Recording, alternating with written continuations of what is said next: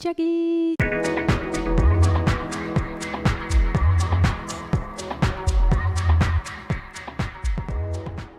Hey guys. Hey y'all. Hi. Hello, Jackie. I'm the only one who doesn't know that audio. It's hilarious. It's a voiceover, so you'll have people like crawling in through windows and be like, "Hello, Jackie." What? It's the funniest. You need to show thing. me that because I Yes. haven't seen it. It If is I drop the hilarious. cap one more Show me time. it? Just leave okay. it there, baby. So today we're going to talk about co-parenting, what it's like for me to be a long-distance parent, and what it's like for these two to come into a relationship and have kids, all of a sudden have a family. Inherit children. Inherit a whole Brady family. Bunch. a whole crew. Well, I get asked all the time, how did the kids take it? Like, what did the kids say? And like, how did they get feel? acclimated? And it's Yeah. like, I can't even answer that the way they want to hear it because my kids it just happened so naturally. It wasn't even a second guess for them. It looked so natural.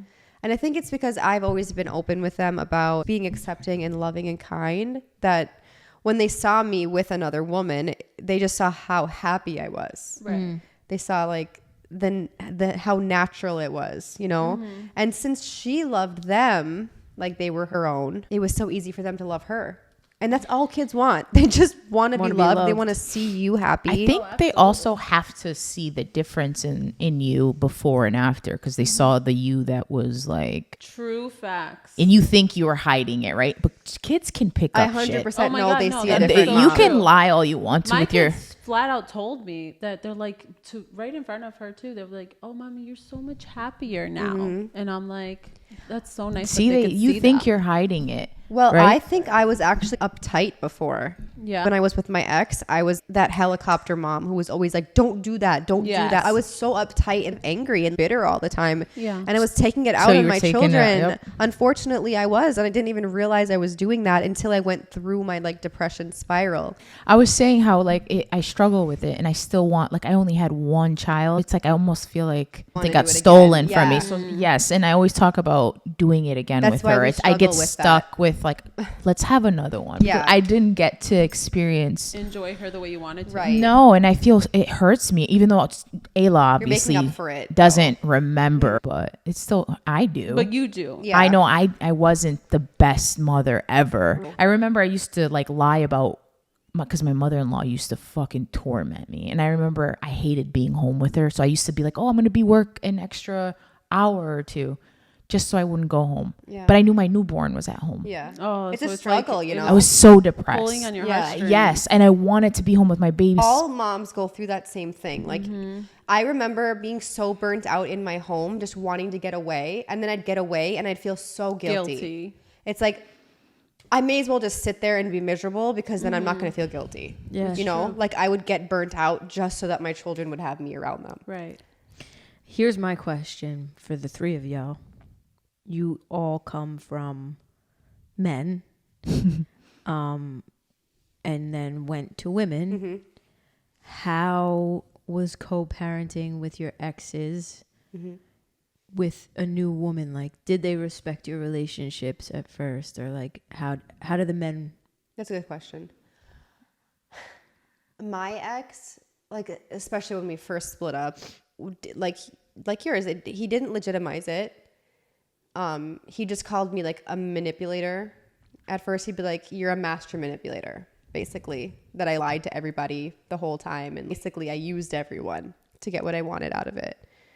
And when I was like, bro, you knew who I was, not play games. This was no secret, right? Like, and we both were very, very unhappy in it. But who would torment themselves Right. like And that? I was lying to myself. You can do all of that without Yeah. doing that. Yeah. Right. And putting yourself like, Right, you you can get- can't have kids without a man. You can. Yes. It's like, Yes, you can. Yeah, Thank so that's the God. thing. It's like, bro, I was lying to me too. It's not Right. like I was just like, haha, this is so fun. Like, I'm so glad I'm lying. Right. I hardly even knew I was lying to myself.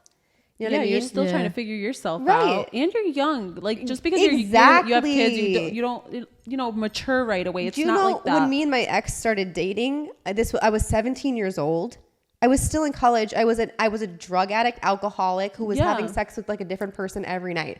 I had like 3 girlfriends when I first dated him. So he knew I was not a straight girl. So it shouldn't be a surprise. It wasn't to a him. surprise, but it was like something I had to like push down because like we said, it was something that I thought I was supposed to be doing, to be with a man. I mean, we've all fallen victim to society. And when he knew that I was like into women, when I actually said something about it, he'd get so angry and so insecure. So I pushed that part of me so far down until like way later in our relationship. And eventually it just kept like blossoming more. But anyway, the point we were having was about how he didn't legitimize our relationship because he didn't even legitimize me as a lesbian. he was actually rude as fuck in the beginning. Very, very mean to me. Said nasty shit to her. That I was a horrible mom. I wasn't the mom I used to be. And it was hard for me to actually not get involved because I'm like, I don't want to like that make must it have worse. been so hard. So I did, you know, there would be times where like I'd step in when we'd have to pick up the kids and I'd make it my presence well known that I'm here and I'm not going anywhere. So you're going to respect me whether you like it or not. And basically, and I'll respect you. Amber too. I was just going to say, but I did it for her. You know, I'm like, let me go. I'll go out and grab.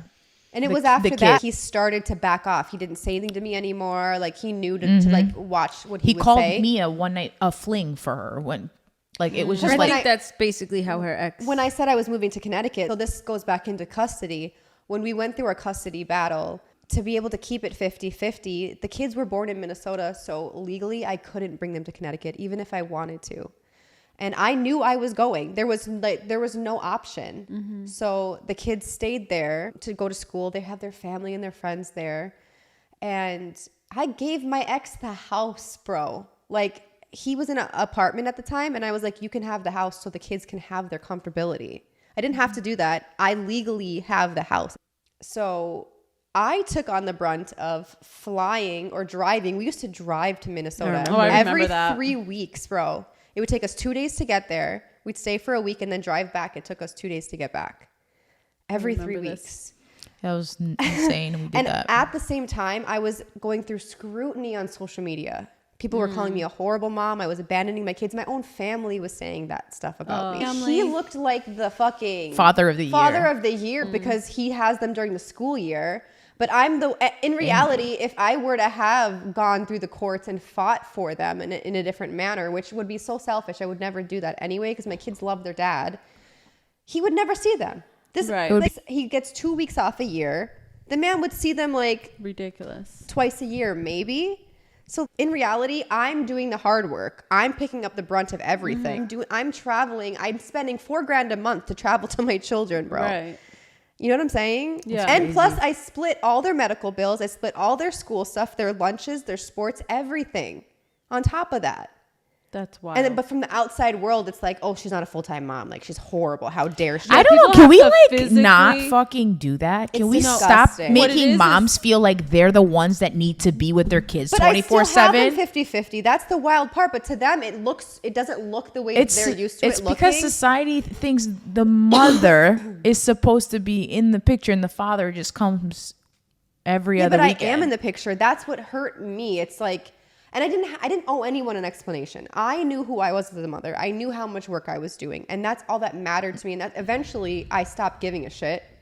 But at first it hurt her. It hurt me. Of course. She struggled with it. It was hard. To be honest, it's hard to go through that. You have to adjust to something. You have your kids all the time. You know, and how that it was feels. my identity. You know what I mean? She and had to make that adjustment. Yeah, too. I mean, even though I get them all summer long, which is like I get the better end of the deal. In reality, I get them more than he does because they go to school the entire time he's with them. Yeah. But it did at first I was like, am I a bad mom? Am I doing something wrong by not being there 100% of the time? Like, and then I would feel super guilty when he wasn't picking up his part of the slack. Like I should have been doing it, even though it's his responsibility as a father to be doing what he's doing. But as moms, we put so much pressure on ourselves. We shame them. Like, why do we mom shame? Because what it is people need to physically see you with your kids 24/7. Right. Even when we don't, like, they'll be with us and we don't post them. Where are your kids? Where's it? Like, what the What do you fuck? mean? Where's my kids, bro? They're fucking either in bed or playing or what? Like, why do they need to be next to me all the time? Like, I don't understand it. No. It's But it's not just with behavior. us, it's anybody. Like, And I feel they'll shame celebrities. Never with the kids. She's always out partying and always has new boyfriends or whatever. Sorry. I feel like I forgot what I was gonna say Oh. because you did make a good point there. She did make a good I point. was like really listening. It's 'cause I'm like, true. no, Yeah. that is really They true. shame. So if they see you like you're only posting you yeah, being yourself because and if out. your identity Yeah. isn't your children, Well, we do Right. live They in a do- society Right. where once you become a mother, that's all you're you supposed are. to drop everything, and you Yeah. can't be anybody You can't but a mom. even wear a 2-piece bikini Yes. without being told, "Ooh, you're you're showing too much." What are your kids gonna We're- think yeah. about that?